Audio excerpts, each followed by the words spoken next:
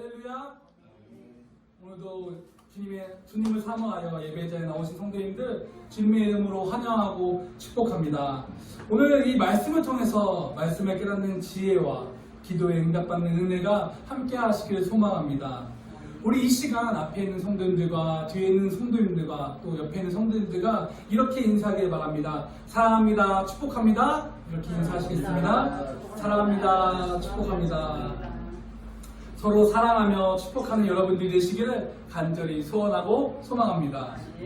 오늘 본문 말씀은 사도행전 6장 1절부터 7절까지 말씀이며 말씀 제목은 한 사람이 세상을 바꾼다 라는 말씀 제목입니다. 그럼 다시 한번 제가 오늘 본문 말씀을 읽어드리도록 하겠습니다. 그때의 제자가 더 많아졌는데 헬라파 유대인들이 자기의 가부들이 매일의 구제에 빠짐으로 히브리파 사람을 원망하니 12사도가 모든 제자를 불러 이르되 우리가 하나님의 말씀을 제쳐놓고 접대를 일삼는 것이 마땅하지 아니하니 형제들아 너희 가운데서 성령과 지혜가 충만하여 칭찬받는 사람 7을 택하라. 우리가 이 일을 그들에게 맡기고 우리는 오로지 기도하는 일과 말씀 살기에 힘쓰리라 하니 온 무리가 이 말을 기뻐하여 믿음과 성령이 충만한 사람 스데반과 또 빌립과 브로고로와 니가노로와 디몬과 바베나와 유대교에 입교했던 안디옥 사람 니골라를 택하여 사도들 앞에 세우니 사도들이 기도하고 그들에게 안수하니라. 하나님의 말씀이 점점 왕성하여 예루살렘에 있는 제자의 수가 더 심히 많아지고 허다한 제사장의 무리도 이 도에 복종하니라. 아멘. 오늘 이 말씀에 나와 있는 이 7 집사처럼 우리 사랑하는 성도님들께서 이 7 집사가 되시기를 간절히 소원하고 소망합니다. 6의 어느 대학 사회학과 교수가 학생들에게 과제를 내주었습니다. 인근 빈민가를 조사해 그곳에 살고 있는 아이들의 미래를 예측해 보라는 것입니다. 학생들은 가정 환경, 교육 환경을 분석하고 아이들과 면담 조사를 벌였습니다. 보고서의 결론은 뜻밖이었습니다. 희망이 없다라는 결과가 나왔습니다. 그로부터 20여 년이 흐르고 사회학과 교수는 예전 자료를 토대로 당시 빈민가 아이들을 추적 조사하게 되었습니다. 절망만 가득할 거라 예측했던 아이들의 미래는 놀랍게도 의사, 교사, 사업가, 법률가 같은 전문 직업인으로서 우뚝 서 성공을 이루어가고 있었습니다. 무엇을 그들을 이렇게 바꾸어 놓았을까요?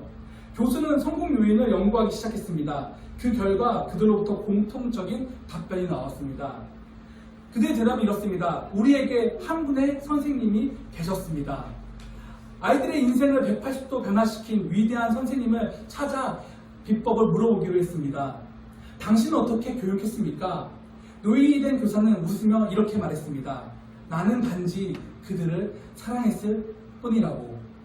이처럼 한 사람의 교사가 아이들의 인생과 세상을 바꾼 것처럼 여기 앉아 계시는 한 분의 성도님이 교회와 세상을 바꿀 수 있을 것입니다. 아멘? 간절히 믿기로 합니다.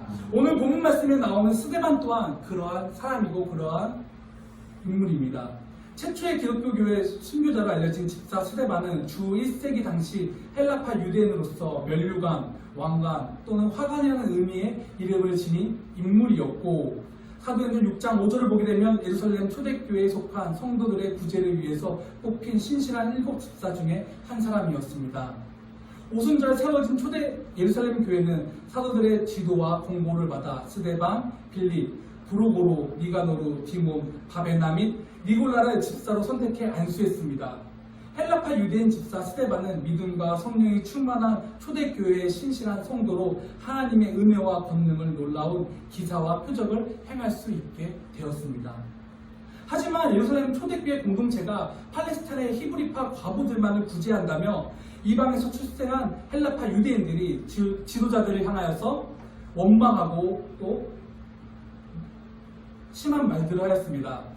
리버티노 출신들이 세운 해당에 속한 사람들과 구레네인, 알렉산드라인들이 적극적으로 가담했고 길리기아와 아시아에서 온 헬라파 유대인들이 주도해서 큰 다툼이 교회 공동체 내에 야기되었습니다. 여기서 리버티노 출신 성도들은 주전 53년 로마의 폼페이우스가 유대를 토벌한 이후 로마의 노예로 팔려갔다가 자유인이 된 사람들의 후예들입니다. 또한 구레네인은 지중해 건너편 리비아 북편 해안에 살았던 족속들입니다. 알렉산드리아에 있는 북이집트에 있는 대도시 알렉산드리아에 살았고, 길리기아 사람은 소아시아 동부에서 건너온 자들로 그 수도는 사도 바울의 고향 다소였습니다. 스데반은 각지에서 돌아온 사람들에 의해 세워진 회당을 모두 돌며 메시아이신 예수 그리스도를 분명하게 증거했습니다. 그러나 그걸 통해 유대인들의 회당에서는 신학적인 큰 변론들이 일어나게 되었고, 그것을 단서로 스데반에 대한 핍박이 예루살렘적으로 시작되었습니다. 왜 스데반에게 이렇게 핍박이 일어났을까요? 그들이 지금까지 들었던 성경 및 신학의 내용과 스데반이 그들에게 전하는 내용이 매우 다르다는 것이 핍박의 중요한 근거가 되었기 때문입니다.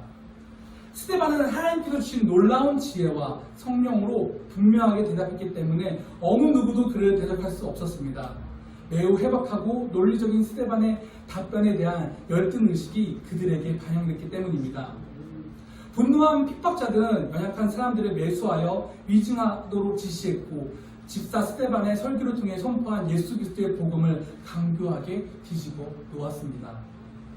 스데반이 나서서 그들의 영웅 모세와 여호와 하나님을 모독한다고 거짓 증거하기도 했습니다. 유대인 최고의 선지자 모세가 전해준 율법, 규례를 예수 그리스도와 그를 추종한 집사 스데반이 함부로 고쳤다고 사내들인 공의회에서 고소하기까지 했습니다. 오늘 본문 말씀은 아니지만 사도행전 6장 11절에서 14절을 다 같이 보기를 원합니다. 사도행전 6장 11절부터 14절에 이렇게 나와 있습니다.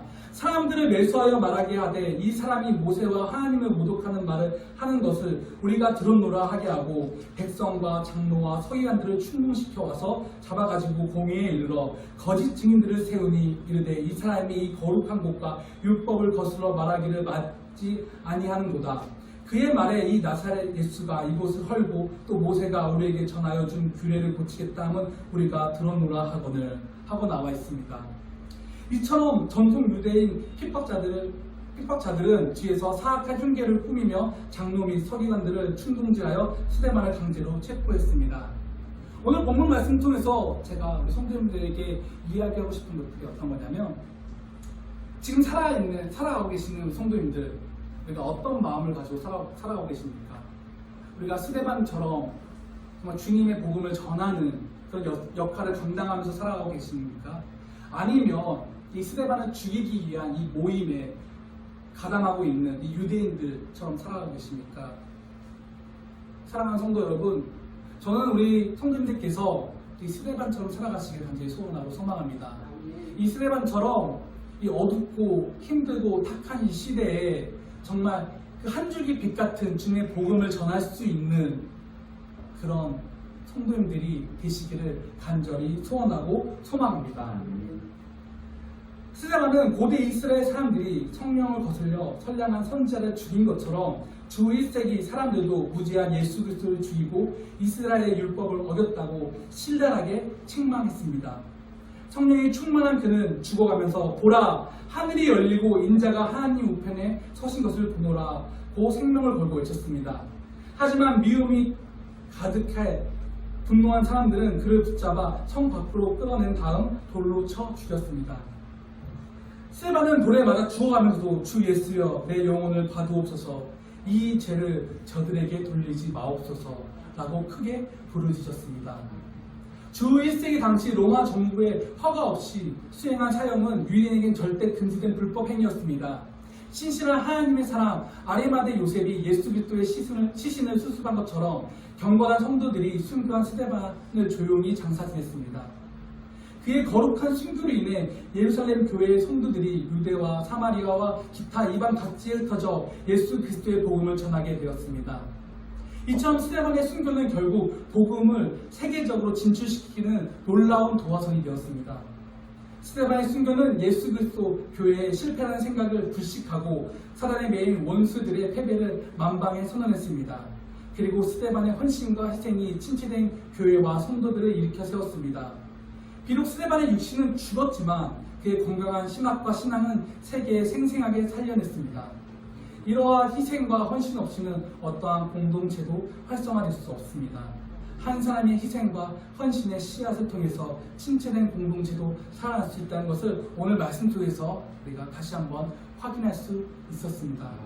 사랑하는 성도 여러분, 아무리 힘들고 어렵고 나에게 커다란 장애물이 온다고 하더라도 우리가 세상과 타협하지 않기를 간절히 소원하고 소망합니다.